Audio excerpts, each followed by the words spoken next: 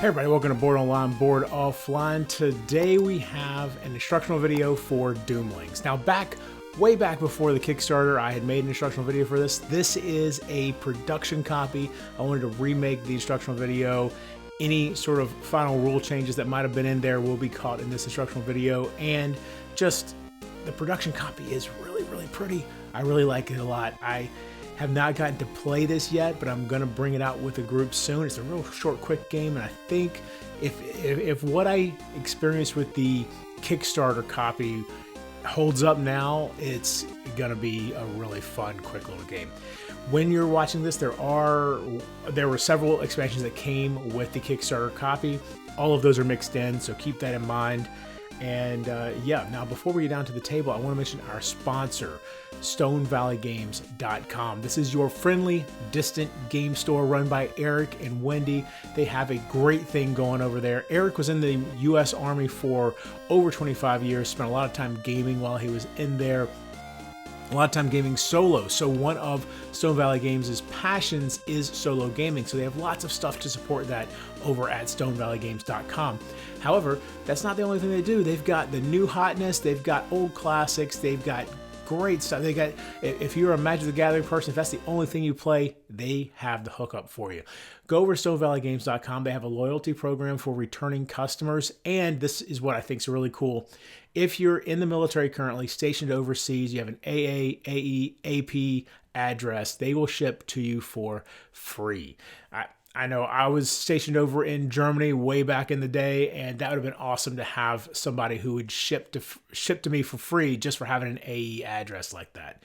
So go check out StoneValleyGames.com, and now we're going to get down to the table, and we're going to teach you how to play Doomlings. To begin the setup, separate out the 1 Birth of Life card, the 15 catastrophe cards, and the rest of the age cards. Shuffle the age cards and deal 3 piles of 3 ages each. The rest of the age cards can be set aside. Shuffle the catastrophes and then deal 1 catastrophe into each age pile. Each of these piles is then shuffled separately, and I'll stack each of these piles of 4 cards on top of each other. Place the Birth of Life card on top of the stack, and then place this age pile in the center of the table. Each player is given a gene pool card. For gameplay purposes, they're all the same, so just take your favorite color and place it in your play area with the 5 on top. Each player's gene pool represents how many cards they should have at the end of their turn. As the game progresses, players will rotate it or flip it to indicate what their current gene pool is. Players should also be given a reference card. And finally, shuffle the traits and then deal 5 to each player. The remaining trait pile is placed in the center of the table next to the age pile. The object of Doomlings is to score the most points by the end of the world. The game begins when the first player flips the Birth of Life card from the age pile. The first player is whoever is to the left of the dealer. At the beginning of each age, starting with the first player and moving clockwise, all players must follow the effect of the current age. As you can see in this case, it's simply to set your gene pool to 5, which everyone already has, and then play 1 trait each turn and then stabilize at the end of your turn. The Birth of Life card basically gives you a rundown of how a turn will work. However, another age might be Natural Harmony. You may not play a trait of the same color as the last trait played.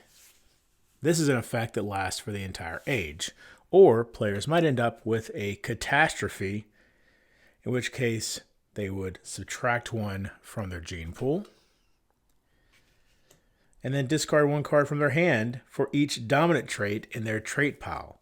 On a player's turn, they'll play 1 trait from their hand face up in front of them. On your turn, play 1 trait card face up in front of yourself.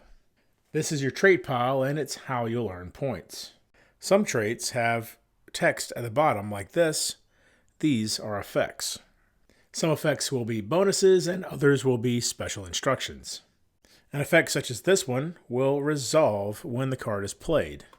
So I would immediately take 2 cards from the discard pile and add them to my hand. Next, I would stabilize, and then I would end my turn. In order to stabilize, the number of cards in my hand must equal whatever my gene pool currently is. So I've got 6 cards in my hand. I have to discard, let's say, this one. If at the end of your turn you have the same number of cards in your hand as the gene pool, then you do nothing. And if I had fewer cards, I would actually draw a new card and put it into my hand. Once you've stabilized your hand, your turn is over, and it will go to the next player. Once all players have had a turn, flip the new age and begin the next round. And that's all there is to taking a turn. Now let's look at some more concepts in Doomlings in a little more detail. Doomlings is played over a number of rounds called ages. To begin a round, as we've discussed, the first player flips over an age from the age pile. Ages will all have special effects. Some of them are one-time effects, such as draw 2 cards, and this will take place in player order before any players take their turns. If the effect is a rule, such as this one, it will last for the entire round but will not continue into future ages. Catastrophes are special age cards that leave a lasting impact on the Doomlings world. When a catastrophe is drawn, the person to the left of the first player becomes the first player. When setting up the game, there are 3 catastrophes shuffled into the deck. When the third catastrophe is drawn, the game immediately ends. Any effects that the catastrophes have on the gene pool will affect all gene pools. This is a permanent effect. But keep in mind that players do not draw or discard cards until they stabilize, which generally happens at the end of a player's turn. All catastrophes, as you might suspect, have catastrophic effects, such as discard 1 card from your hand for every colorless trait in your discard pile. These effects must be resolved, just as any other age card, before a player's turn takes place. However, just as with any other age card, these catastrophic effects only last for the current age. The World's End effect is ignored except for on the third catastrophe to be drawn, since that is the end of the world, and you will then resolve the World's End effect. When the final catastrophe is drawn, as we've said, that's it. The game is over, the world ends, no more turns are taken. So what do players do then? First, play the gene pool effect. Then play the catastrophic effect. So far, this is just like any other catastrophe. Then, in turn order, players check their trait pile for any end-of-world effects that are marked with this symbol and resolve them. Finally, resolve the World's End effect of this final catastrophe. After that, it's time to tally the score. To begin tallying the score, first check to see if the World's End effect gives or takes away points. Go ahead and do that first. Second, count up the face value of the traits in your trait pile. Any compasses count as 0 for face value.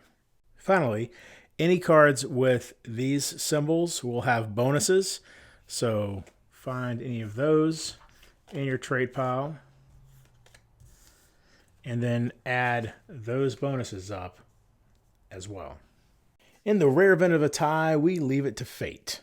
Draw a trait card from the top of the deck and apply only the face value. Whichever player draws the higher amount wins the game. There are many different effects in the game. Age effects generally last for an entire age or are a one-off, as we've discussed. Trait effects will last the entire time that trait is in your trait pile. However, some trait effects are actions as noted by this symbol. Actions only occur when the trait is played directly from your hand. In other words, if a trait with an action is stolen or swapped or played from the discard pile, the community deck, or by any means other than coming from your hand, you would not play the action on it unless you were told to do so for some reason. This symbol is the out of turn symbol. These traits can be played out of turn. If the trait is played as instructed, it does not count as your turn. Remember, do not stabilize until the end of your turn. Also, even though this has the out of turn symbol, it can still be played on your turn if you wanted. Generally, though, you would miss out on its effect if you did that. Always remember that the face value of a card is always this number in the bottom left corner. This compass symbol indicates that the trait card will have a value is equal to language on the card.